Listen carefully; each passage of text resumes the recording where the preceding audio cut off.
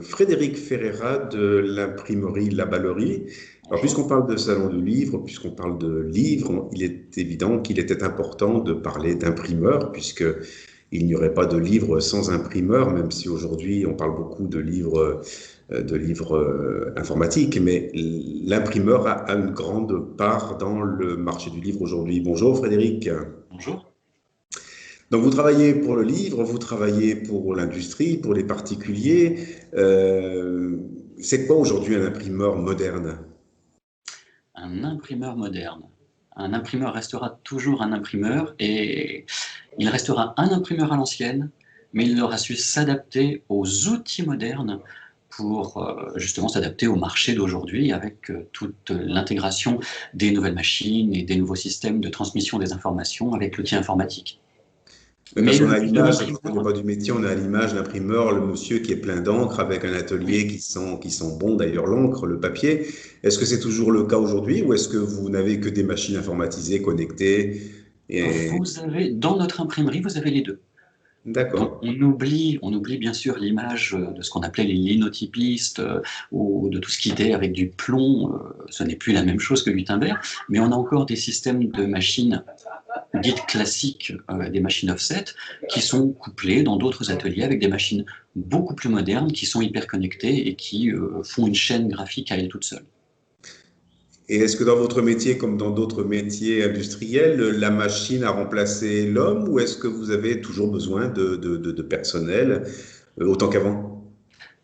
L'homme sera toujours essentiel, surtout pour nous qui sommes une scope, donc l'humain est toujours au cœur de l'entreprise, mais la machine ne remplacera jamais l'œil. Donc on a toujours besoin de l'humain pour assurer tout ce qui est contrôle, vérification, puisque la machine ne saura jamais dire si ce qu'elle sort est bon ou pas. Oui, oui, d'accord. Et est-ce que vous travaillez plus, quelle est votre part de marché la plus importante? C'est le livre, c'est l'industrie, c'est le particulier? Quelle est la répartition de vos volumes d'affaires? Le livre, on entend toujours dire que le livre perd de sa ferveur, que les gens lisent moins. Est-ce que vous imprimez plus ou moins de livres qu'avant? Alors on imprime des quantités plus petites, mais on imprime plus de titres. Ouais. C'est vrai qu'on a une démocratisation de l'écrit. Tout le monde maintenant peut écrire beaucoup plus facilement qu'à une époque, ce qui fait que même si on a d'un côté effectivement une baisse en termes de volume de tirage pour un seul titre, c'est vrai que les très grands auteurs qui font des tirages à plusieurs millions d'exemplaires, ça se raréfie, mais maintenant tout le monde a l'accès à l'industrie du livre plus facilement. On peut très facilement sortir un livre de nos jours et s'exprimer. D'accord. Et vous n'avez pas peur de l'arrivée dans le livre des liseuses et de l'informatique qui peut Alors, justement quand vous on a enlever quelque commencé part un peu de travail? Quand on a commencé à voir arriver tout ce qui était les formats EPUB ou e-book, on a pu avoir des petites craintes. C'est vrai que heureusement, pour le marché français, tout ce qui est dématérialisation de l'écrit, ça reste encore quelque chose de plus anglophone que francophone. Le français est encore un amoureux du livre, heureusement pour nous. Ce qui est moins le cas dans les pays anglophones où ça se développe plus rapidement pour nous. C'est vrai que dans les Et puis salons du on, livre, ouais, dans les ouais. salons du livre, au cours des dédicaces, quand on rencontre les auteurs et qu'ils discutent avec les lecteurs, on en est encore aux lecteurs qui aiment bien tenir Qui le aime toucher. papier, tenir le livre vous éditez également, donc vous imprimez également la couverture du livre. Donc vous avez un rôle aussi d'image à donner du livre, puisque la couverture doit être la plus belle possible, la plus accrocheuse possible. Donc ça aussi, ça fait partie de votre métier. Alors, les couvertures sont réalisées par les maisons d'édition. Elles nous les fournissent prêtes à imprimer. Le fichier est prêt. On a Ouais. de moins en moins de création graphique. On a à s'assurer de la bonne réalisation du désir de l'éditeur et Mais de leur orientation. si un éditeur vous confiait le graphisme, vous sauriez faire Ça nous également. arrive.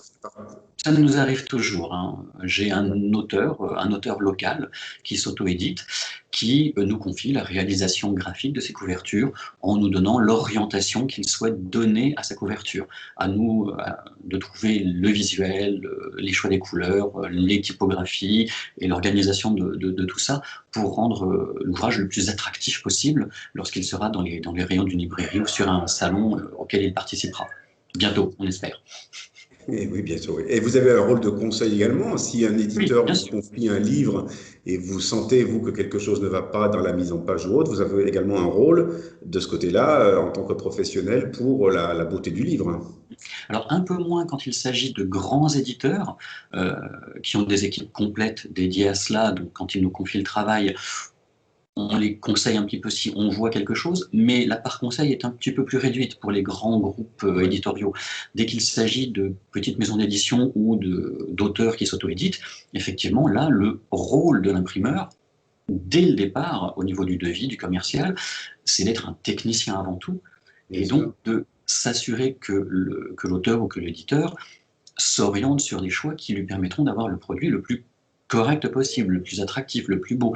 On va conseiller des papiers par rapport au contenu, s'il y a des images, éviter certains papiers qui ne rendront pas Bien sûr. correctement au niveau des contrastes, des densités. On a un rôle de conseil, c'est normal, et ça a toujours fait partie du métier d'imprimeur. Et votre imprimerie, pardon, c'est combien de personnes aujourd'hui? Alors, on est répartis sur 2 sites, puisque notre imprimerie a aussi acquis une autre imprimerie qui avait des difficultés. Donc nous sommes environ 72 sur le site de la Nièvre et à peu près pareil sur un de nos sites qui est en Mayenne. Et donc, une belle imprimerie, on rappelle son nom, l'imprimerie La Ballerie, Frédéric Ferreira. Donc, vous, votre rôle dans l'imprimerie, c'est quoi? Alors on est assez multicasquette chez nous, c'est vrai que on va avoir tendance à s'investir beaucoup, puisque comme je l'avais dit, nous sommes une SCOP, une société coopérative, nous sommes tous actionnaires entre guillemets de notre société. Donc j'ai un rôle de chef d'atelier et je m'occupe d'un atelier d'impression numérique faible tirage et je suis également responsable informatique. D'accord, d'accord. Donc, oui, pas mal de boulot, donc. Oui, oui, entre les devis, les dossiers, les facturations, la production, puisque j'utilise les machines qui servent à faire les ouvrages, et derrière aussi tout le support informatique pour que l'entreprise tourne au niveau de tout ce qui est infrastructure. On est bien occupé, ça va. Ben, c'est bien. Donc, toute une équipe au service de l'événementiel, donc au service du livre, plus généralement au service de la communication, tout simplement. Hein. L'imprimeur est un acteur clé de la communication. Oui, nous sommes là pour donner corps physique aux idées des auteurs, des éditeurs. Eh bien, on vous en remercie. Merci Frédéric pour ce petit entretien qui vous a pris un peu de votre temps. C'est gentil à Merci à vous vous. et puis bonne Merci à vous. continuation à vous et à vos équipes. Une bonne Merci. journée. Au revoir. Au revoir.